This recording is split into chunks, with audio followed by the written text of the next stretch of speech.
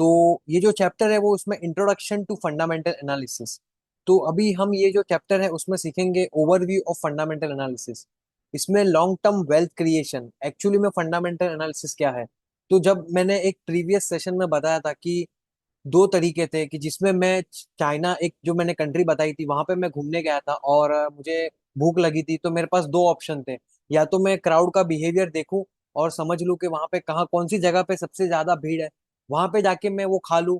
और या मेरे पास एक ऑप्शन है कि मैं वहां पे हर एक स्ट्रीट वेंडर को मिलूं और फिर उनसे डिस्कस करूं, उनको मिलके उनको बताऊं कि आपके रॉ मटेरियल्स क्या है। तो ये जो प्रोसेस था वो फंडामेंटल एनालिसिस था। तो जब भी हम कोई भी चीज को इन डेप्थ में समझेंगे या फिर वो कंपनी का डिटेल में, जैसे फॉर एग्जांपल आपको अगर एक घर खरीदना है और आप जो घर खरीदोगे, तो ऐसा आप करोगे नहीं कि समझिए कि अगर आपको कोई घर पसंद आया और आपको घर देखना है, तो आप वहां पे जाके खाली उसकी घर की पेंटिंग या फिर बाहर बाहर से वो घर कैसा दिख रहा है, तो खाली बाहर से वो घर को देख के आप वो घर का डिसीजन लोगे नहीं कि अभी ये बाहर से तो घर अच्छा दिख रहा है तो मैं उसको बाय कर लूंगा। वैसा होगा नहीं। आप क्या करोगे, आप वो घर के अंदर जाओगे, आप वो घर का जो स्ट्रक्चर है उसको देखोगे, उसके अंदर के उसकी प्लम्बिंग कैसी है, उसकी इलेक्ट्रिसिटी कैसी है, उसमें लाइट्स आ रहे हैं कि नहीं, वो घर में आजू बाजू में कौन है, वो सोसाइटी कैसी है। तो ये जब आप सब डिटेल्स चेक कर रहे हो या ये जो काम कर रहे हो अंदर से जाके, घर के अंदर से या फिर आजू बाजू में जो भी आप रिसर्च कर रहे हो, ये फंडामेंटल एनालिसिस है। जो टेक्निकल एनालिसिस है वो है बाहर से देखना, जो बाहर से देख के खाली डिसीजन लेना होता है, वो टेक्निकल एनालिसिस है जो हमने सीखा है। और वो ट्रेडर्स के लिए काम आता है और इन्वेस्टर्स के लिए भी काम आता है। और जो फंडामेंटल एनालिसिस है, इसमें हम हर एक चीज को इन डिटेल में, कंपनी के जो भी उसके स्ट्रक्चर्स है, जो भी उसके एक्चुअली फाइनेंशियल स्टेटमेंट्स है, उसकी बैलेंस शीट, उसके प्रॉफिट एंड लॉस स्टेटमेंट, उसका कैश फ्लो स्टेटमेंट, वो कंपनी कौन से सेक्टर में है वो सेक्टर का एनालिसिस, उसके पीयर्स कौन है, वो कंपनी के अंदर उसके कॉम्पिटिटर्स कौन है, वो सब को जब हम रिसर्च करें और उस कंपनी, एक ही कंपनी का इन डेप्थ में हम जब डिटेल में एनालिसिस करें, तो ये सब उस फंडामेंटल एनालिसिस के अंदर आते हैं। तो हमको एक्चुअली में फंडामेंटल एनालिसिस क्यों करना चाहिए, जैसे मैंने आपको बताया कि अगर आपको कोई घर खरीदना है, और अगर आपको कोई घर खरीदना है तो आप उसका पूरा डिटेल में एनालिसिस करोगे कि वो सोसाइटी कैसी है, वो घर किसका है, वो क्यों बेच रहा है, वो हम अंदर जाके उस वो देखेंगे सब सही कनेक्शंस तो है कि नहीं। तो जब भी हम इन डेप्थ में डिटेल में एनालिसिस करते हैं तो वो सब फंडामेंटल्स में आता है। तो फंडामेंटल्स में बैलेंस शीट मैंने बताया आपको, कैश फ्लो बताया। तो ये सब टॉपिक्स हम एक एक करके ये आगे आने वाले सेशंस में समझेंगे कि आपको एक्चुअली में फंडामेंटल एनालिसिस क्यों करना है। तो एक एक पॉइंट है कि लॉन्ग टर्म वेल्थ क्रिएशन। अगर आपको कोई भी कंपनी में या फिर आपको अगर लॉन्ग टर्म वेल्थ क्रिएट करना है, आपको अगर कोई कंपनी को परचेस करना है या फिर आपको उसके शेयर्स को बाय करना है, तो उसके अंदर आपको लॉन्ग टर्म वेल्थ क्रिएशन एक ही चीज से होगा। आपको खाली प्राइस देख के कुछ पता नहीं चलेगा। एग्जाम्पल के जरिए मैं आपको समझाऊंगा कि अगर आपने खाली वो स्टॉक का प्राइस देखा, तो वो प्राइस खाली ट्रेडर के लिए काम का है। प्राइस में क्या होगा, समझिए कि कुछ सेलिंग आ गई, क्राउड का जो बिहेवियर होगा वो खाली उसमें पता चलेगा आपको, वो टेक्निकल में पता चलेगा। और अगर फंडामेंटल्स में आप देखोगे, तो उसकी बैलेंस शीट्स, उसके फंडामेंटल्स, उसके टेक्निकल्स, उसके फंडामेंटल्स के अंदर के उसके कैश फ्लो, उसका फाइनेंशियल स्टेटमेंट्स, ये सब पता चलेगा।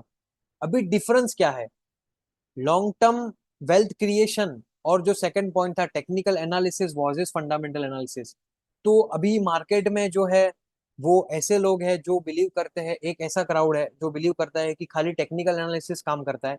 इसका मतलब वो ये बता रहे हैं कि खाली मार्केट में प्राइस ही काम करता है, मतलब आप जो भी आपको प्राइस दिख रहा है स्टॉक का, वो ही खाली प्राइस सही है। और टेक्निकल एनालिसिस वाले एक जो क्राउड है वो बोलता है कि खाली प्राइस काम करता है, और सिर्फ हम टेक्निकल एनालिसिस के जरिए ही स्टॉक को सिलेक्ट करेंगे और हम उसमें ट्रेडिंग करेंगे या इन्वेस्टिंग करेंगे।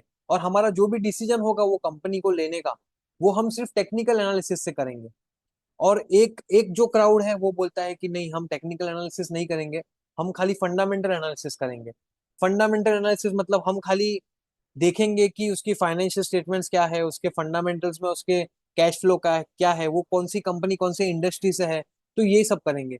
लेकिन हमारा जो व्यू है, हमारा यहाँ पे उपनिषद इन्वेस्ट डेमी में जो व्यू है वो ये है कि आप टेक्निकल और फंडामेंटल दोनों को कंबाइन करिए। इससे होगा क्या कि आपका जो भी डिसीजन है वो आपको हेल्प करेगा। टेक्निकल को आपको एज ए ट्रेडिंग टूल कैसे यूज करना है वो भी हम आपको बताएंगे।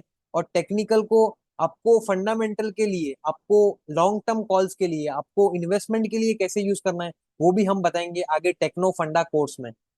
तो अभी के लिए जो मैंने आपको बताया, जो टेक्निकल और फंडामेंटल दोनों में क्या फर्क है, ये आपको मेरे हिसाब से क्लियर हुआ होगा। टेक्निकल में हम सिर्फ प्राइस देख रहे हैं, प्राइस एक्शन देख रहे हैं कंपनी का, कंपनी के भाव को पढ़ के हम उस पर डिसीजन ले रहे हैं। और फंडामेंटल में हम उसका इन डेप्थ में डिटेल में एनालिसिस करेंगे। अभी फंडामेंटल्स के अंदर टूल्स क्या क्या है, तो सबसे पहला है annual report of the company. Annual report of the company मतलब कि एक कंपनी जो है उसको हर साल उसको एक रिपोर्ट पब्लिश करनी पड़ती है अपने शेयर होल्डर्स को। फॉर एग्जाम्पल, आज रिलायंस इंडस्ट्रीज जो है कंपनी, उसको हर साल जब भी उसका एनुअल रिपोर्ट आएगा, उसको वो पब्लिश करनी होगी, वो एनुअल रिपोर्ट उसको बनाना होगा, उसके अंदर कंपनी का हर एक डिटेल मेंशन किया होगा। और जो सेकंड है वो इंडस्ट्री रिलेटेड डेटा। जो इंडस्ट्री है, समझिए रिलायंस इंडस्ट्री अगर पेट्रोकेमिकल इंडस्ट्री है, वो क्रूड ऑयल बना रही है या क्रूड ऑयल का काम कर रही है, तो उसके अंदर उसकी कौन सी इंडस्ट्री है, वो उस इंडस्ट्री रिलेटेड डेटास, उसके अंदर कौन से डेटास है, वो सब जानना बहुत जरूरी है। एक्सेस टू द न्यूज, हमको न्यूज भी देखना जरूरी है वो कंपनी के रिलेटेड। और जो नेक्स्ट है उसके फाइनेंशियल हाइलाइट्स, उसके मैनेजमेंट के स्टेटमेंट, मैनेजमेंट क्या बता रहा है, मैनेजमेंट के क्या डिस्कशंस है, वो क्या एनालिसिस कर रहा है। तो मैं सबसे पहले आपको स्क्रीनर पे लेके जाता हूँ और आपको बताता हूँ कि एनुअल रिपोर्ट्स आपको कहाँ मिलेगी। तो ये टूल जो है वो हम यूज करते हैं हमारे फंडामेंटल एनालिसिस के लिए, स्क्रीनर के लिए। ये टूल को इस जो स्क्रीनर कंपनी है उसने बहुत ही एक अच्छे तरीके से एक इजी वे में समझा है। अगर मैं आपके सामने कंपनी की एनुअल रिपोर्ट ओपन करूं तो आपको शायद थोड़ा तकलीफ हो सकता है वो कंपनी का पूरा इन डेप्थ में डिटेल समझने के लिए, क्योंकि उसमें ऐसे ऐसे चीज होगी। फॉर एग्जाम्पल, अभी मैं यहाँ पे आपके सामने टाइप करता हूँ रिलायंस इंडस्ट्रीज एनुअल रिपोर्ट। तो यहाँ पे आपको रिलायंस इंडस्ट्रीज की एनुअल रिपोर्ट मिल जाएगी। आपके सामने ये मैंने रिलायंस इंडस्ट्रीज की एनुअल रिपोर्ट ओपन कर ली है। ऑनलाइन एनुअल रिपोर्ट 2023-24 ये ओपन कर दी। ये जो एनुअल रिपोर्ट है ये फंडामेंटल इन्वेस्टर के लिए बहुत जरूरी है। उसको देखना, उसको समझना, उसके अंदर क्या क्या मेंशन किया हुआ है वो सब जानना। अभी ये 159 पेजेस की एनुअल रिपोर्ट है। ये देखिए, our dreams have been a bigger, our ambitions higher, our commitment deeper and our efforts are greater, this is my dream of for Reliance for my India. तो ये एक्चुअली ये धीरू भाई अंबानी है, इन्होंने इनके कंपनी के बारे में बताया है कि इनका कौन सा सेगमेंट है। अभी यहाँ पे देखिए, आपको ये जो इनकी एनुअल रिपोर्ट है उसके अंदर बताएंगे कि हमारा कौन सा सेगमेंट्स है।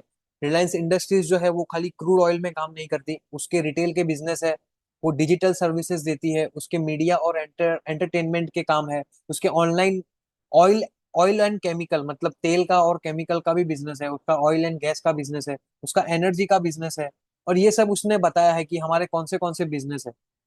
ऐसे ही आप जब एनुअल रिपोर्ट को ओपन करोगे तो आपको हर एक डिटेल कंपनी का मिल जाएगा। उसके अंदर उनका क्या नेटवर्थ है, उनका डेट टू इक्विटी क्या है, उनका करंट रेशियो क्या है, ये सब हम आगे आने वाले सेशंस में समझेंगे। तो अभी अगर ये एनुअल रिपोर्ट आपके सामने मैं ओपन करूं तो आपके लिए उसको पढ़ना, जैसे कि अगर कोई फंडामेंटल इन्वेस्टर है और उसको कंपनी में एक स्टेक खरीदना है या फिर वो कंपनी में इन्वेस्टमेंट करना है, तो उसको एनुअल रिपोर्ट तो पढ़नी ही चाहिए। लेकिन अगर ये एनुअल रिपोर्ट इतनी 160 पेज की है और उसको हमको एकदम इजी तरीके से, अगर किसी को हमको देखना है कि भाई एनुअल रिपोर्ट ये 160 का जो 160 पेजेस है उसमें ये कंपनी ने क्या बोला है, ये एनुअल रिपोर्ट में क्या बोला है, तो यहाँ पे ये स्क्रीनर जो है ये मदद करेगा। तो यहाँ पे मैं आपके सामने ये रिलायंस इंडस्ट्रीज का ओपन करता हूँ, इसका जो भी डेटा है रिलायंस इंडस्ट्रीज। तो ये रहा रिलायंस इंडस्ट्रीज का शेयर, और 1300 के आसपास ये ट्रेड कर रहा है। इसका मार्केट कैप है, ये सब चीजें हम आगे समझेंगे। लेकिन ये स्क्रीनर जो वेबसाइट है उस पे हम फंडामेंटल एनालिसिस करेंगे कंपनी का इन डेप्थ में, डिटेल में। अभी यहाँ तक रहा हमारा chapter 1, introduction to fundamental analysis.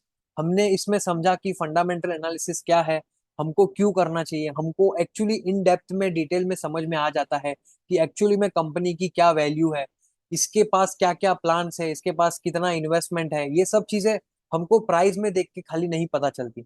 तो जैसे मैंने बताया था कि टेक्निकल एनालिसिस और फंडामेंटल एनालिसिस, हमको ये दोनों को कंबाइन करना है और फिर हमको इसमें इन्वेस्टमेंट डिसीजन लेना है।